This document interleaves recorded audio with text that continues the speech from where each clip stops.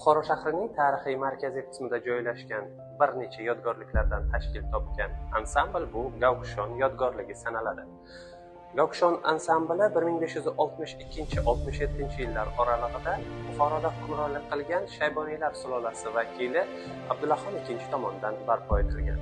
Gavkushon so'zma-so'z tarjima qilinganda ho'kiz o'ldiruvchi degan ma'noni anglatadi. Inshoot qurilgunga qadar bu yerda keng bozor maydoni, undan oldin esa qassobxona joylashgan bo'lgan.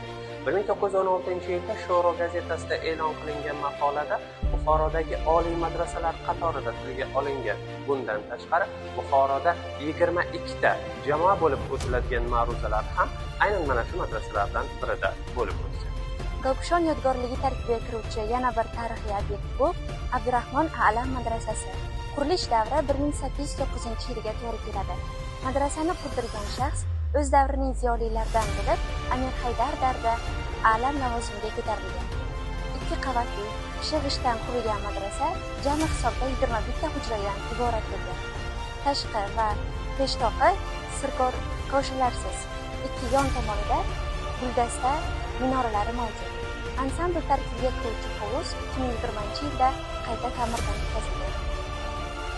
Xo'ja Kalon minorasi 1579-1580 yillarda Abdullaxon II davrida barpo etilgan.